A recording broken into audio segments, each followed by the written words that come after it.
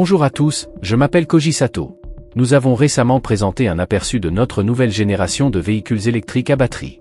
Mais personne ne s'attendait à ce que Toyota prépare un tournant qui pourrait bouleverser l'industrie automobile tout entière. Alors que tout le monde se concentre sur le perfectionnement des batteries, Toyota s'engage dans une toute autre direction, l'hydrogène. Sato est convaincu que les prochains véhicules à hydrogène surpasseront les véhicules électriques en termes d'autonomie, de recharge et d'impact environnemental. Un ravitaillement en quelques minutes, zéro émission et des performances supérieures. Selon lui, cette technologie pourrait révolutionner à jamais le paysage de la mobilité durable. Mais que signifie ce choix audacieux pour des entreprises comme Tesla, BYD et d'autres constructeurs automobiles qui rêvent d'un avenir entièrement électrique? Lorsqu'on parle de Toyota, les premiers mots qui viennent à l'esprit sont fiabilité, innovation et qualité. Et ce n'est pas un hasard, l'entreprise japonaise a bâti sa réputation sur ces mêmes fondations, année après année. Mais en coulisses, quelque chose de bien plus grand se dessine. Une révolution silencieuse menée directement par son PDG, Koji Sato, qui ne se contente pas de parler de l'avenir, il le façonne. Alors que le reste du marché semble s'être lancé à l'aveuglette dans les véhicules à batterie, Toyota a choisi une autre voie. Celle de l'hydrogène. Mais il n'y a pas que les piles à combustible dont on a entendu parler. Pour Sato, l'hydrogène est bien plus qu'une alternative. C'est la clé pour surmonter toutes les limites actuelles de la mobilité électrique. Depuis sa prise de fonction, Sato a clairement affiché son message, Toyota ne suivra pas la tendance. Au lieu de suivre les tendances, l'entreprise construit sa propre vision. Une vision qui vise des véhicules durables, puissants et pratiques, mais libérés des contraintes des voitures à batterie, temps de charge long, soucis d'autonomie et défis liés à l'extraction de terres rares. La mission actuelle de Toyota va bien au-delà de la simple fabrication de voitures. Il s'agit de transformer notre façon de voyager, d'alimenter nos véhicules et de relever les défis climatiques. Au cœur de tout cela se trouve un concept simple, la flexibilité. Il n'existe pas de solution universelle. Dans les grandes villes dotées d'infrastructures électriques avancées, une voiture à batterie peut convenir. Mais dans les zones rurales ou les pays aux réseaux énergétiques instables, l'hydrogène pourrait être la solution logique. C'est pourquoi la stratégie de Toyota ne repose pas sur une seule technologie. Il s'agit d'un savant mélange d'électrique, d'hybride et d'hydrogène. L'objectif est d'adapter la meilleure solution au contexte. Et c'est là que le plus surprenant se présente, Toyota ne se limite pas aux piles à combustible, comme dans le cas de la Mirai. Elle va au-delà. L'entreprise développe une nouvelle génération de moteurs à combustion interne fonctionnant exclusivement à l'hydrogène. Une idée révolutionnaire qui s'inspire du passé, mais qui est tournée vers l'avenir. Imaginez un moteur similaire à celui des voitures traditionnelles, mais qui, au lieu de carburant, brûle de l'hydrogène pur. Le résultat ? Pas de gaz nocif, seulement de la vapeur d'eau à l'échappement. C'est exact, de la puissance pure sans pollution. Alors pourquoi revenir au moteur thermique ? Pourquoi ne pas passer au tout électrique ? La réponse est simple, l'expérience de conduite. Les voitures électriques sont silencieuses et efficaces, mais de nombreux passionnés regrettent le rugissement, la réactivité et la sensation mécanique qui rendent la conduite passionnante. Avec le nouveau moteur à combustion à hydrogène, Toyota fait revivre ses émotions au volant. Bruit, couple et adrénaline sont de retour, mais avec une âme écologique. Et ce ne sont pas que des projets sur le papier. Sous la direction de Koji Sato, Toyota construit déjà des prototypes fonctionnels. L'un des exemples les plus impressionnants de cette nouvelle orientation est la Corolla Cross H2, une version du célèbre SUV japonais propulsé par la combustion à hydrogène.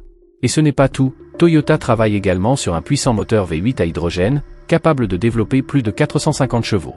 Des performances proches de celles des supercars, mais avec des émissions quasiment nulles. Un message fort de la part d'une entreprise réputée pour sa prudence depuis des décennies. L'équipe dirigée par Sato ne cherche pas à copier Tesla ni à suivre les tendances établies. Son ambition est de devenir le leader du secteur de l'hydrogène. Pourquoi ? Parce que c'est une énergie propre, puissante et, une fois l'infrastructure prête, potentiellement plus pratique que de devoir brancher sa voiture sur une prise pendant des heures chaque nuit. Le plus surprenant ? Une fois convertis à l'hydrogène, les deux moteurs ont conservé des performances quasiment intactes. Certes, la puissance maximale a légèrement diminué, mais la différence est minime. Cependant, pour obtenir ces résultats sans compromettre la fiabilité qui a fait la renommée mondiale de Toyota, plusieurs interventions techniques ont été nécessaires. L'un des principaux changements a concerné le système d'alimentation en carburant. L'hydrogène, étant un gaz, doit être stocké sous pression et refroidi jusqu'à devenir liquide. Cela a obligé les ingénieurs à repenser l'ensemble du système pour le rendre compatible avec les nouveaux besoins énergétiques. Pour supporter les pressions élevées typiques de l'hydrogène liquide, Toyota a dû repenser radicalement son système d'alimentation. Les pompes à carburant et les injecteurs ont été entièrement repensés, et les réservoirs adoptent désormais une structure similaire à celle de la Toyota Mirai, volumineux, renforcés, très proches de ceux des véhicules GPL. Le système d'allumage a été remplacé par une solution plus performante, utilisant des bougies spécialement conçues pour enflammer l'hydrogène avec précision. L'unité de contrôle électronique a également été recalibrée ou entièrement remplacée afin d'améliorer les performances, de réduire la consommation de carburant et de prolonger la durée de vie du moteur. Cependant, les changements les plus importants concernent la structure. Bien que le bloc moteur soit identique à celui des versions essence, les composants internes ont été considérablement renforcés. Soupapes, culasses, joints, arbres à cames et vilebrequins sont désormais fabriqués dans des matériaux plus résistants, capables de contrer la forte réactivité chimique de l'hydrogène. Tout cela contribue à prolonger considérablement la durée de vie du moteur. Le résultat de ces transformations est surprenant. Les moteurs 1,6 litres et 5 litres conservent une grande partie de leur puissance d'origine, tout en conservant une consommation comparable à celle de leurs équivalents essence. Le plus petit moteur a déjà été testé sur des modèles tels que la GR Corolla, la Corolla Cross et surtout la GR Yaris. Le V8, quant à lui, sera testé sur des modèles plus imposants comme le Land Cruiser, le Toyota Hilux, et plus tard, le SUV Sequoia. Mais lorsqu'une technologie devient prometteuse, il est inévitable que des défis surgissent. C'est pourquoi nous devons nous poser une question essentielle: quels sont les principaux obstacles que l'hydrogène doit encore surmonter? Le problème le plus important réside dans la difficulté d'obtenir de l'hydrogène pur. Bien qu'il soit l'élément le plus répandu dans l'univers, on le trouve rarement sous forme isolée sur Terre. Il doit être extrait de composés chimiques, et ce processus, appelé électrolyse, est complexe, coûteux et nécessite une infrastructure adéquate.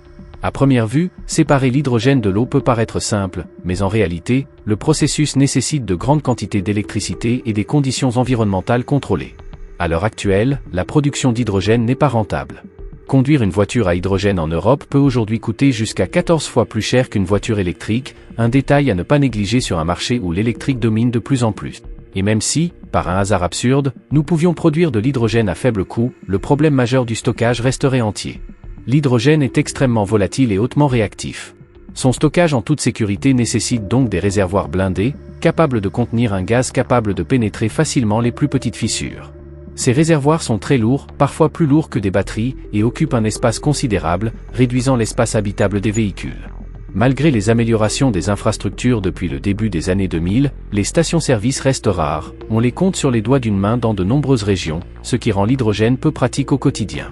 Enfin, il existe un risque crucial, la réactivité de l'hydrogène lui-même. En cas de fuite, il risque de s'enflammer spontanément, ce qui soulève d'importantes questions de sécurité. Mais malgré tout cela, bien que le paysage actuel de l'hydrogène puisse paraître peu encourageant, Toyota n'a aucune intention de baisser les bras.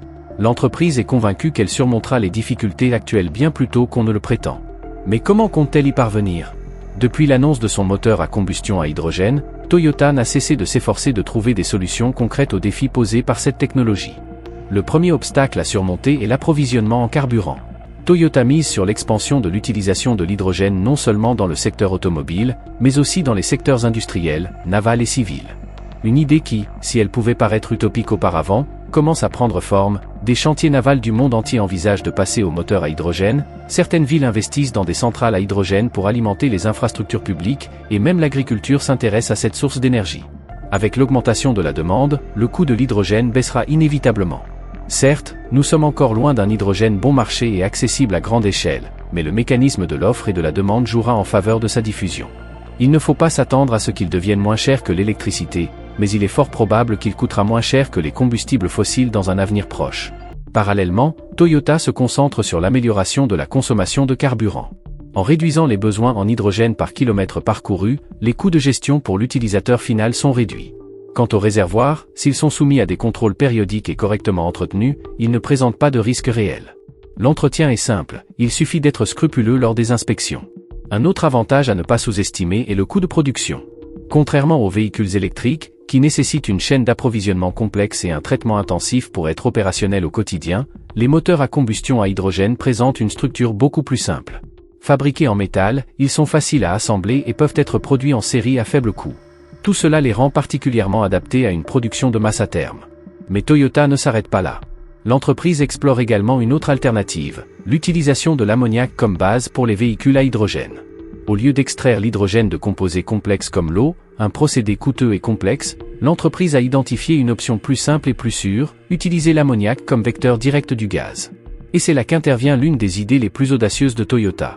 L'ammoniac, composé d'azote et d'hydrogène, pourrait constituer la solution intermédiaire idéale pour donner une impulsion décisive au développement des carburants à base d'hydrogène.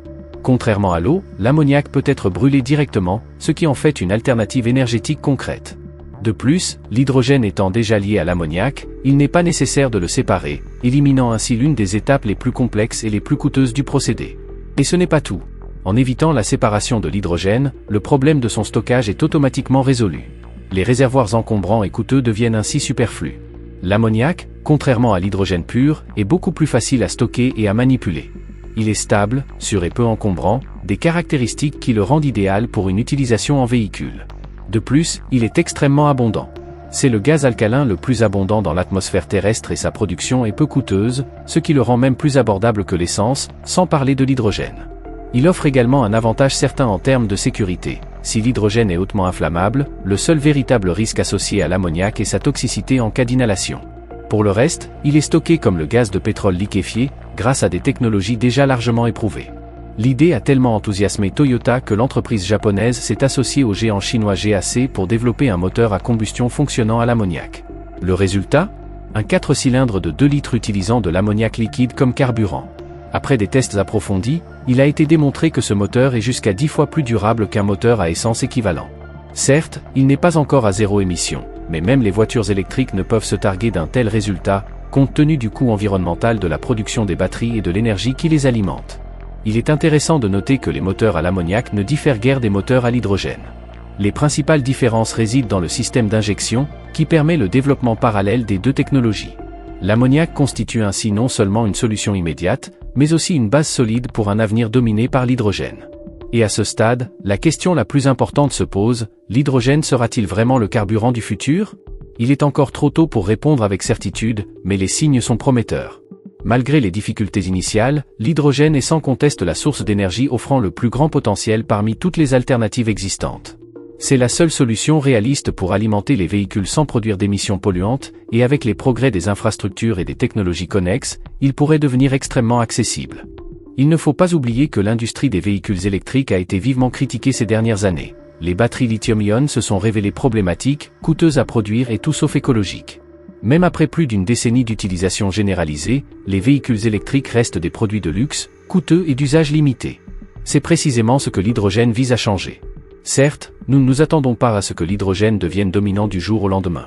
Cependant, la détermination de Toyota à poursuivre ses investissements dans cette technologie et l'essor des alternatives synthétiques laissent entrevoir un avenir où l'hydrogène pourrait enfin occuper une place centrale.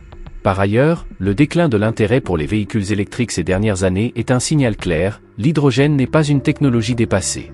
En effet, certains des projets les plus visionnaires de la planète misent déjà sur son potentiel. C'est le cas de The Line en Arabie Saoudite, une ville futuriste conçue pour fonctionner entièrement à l'hydrogène comme source d'énergie principale.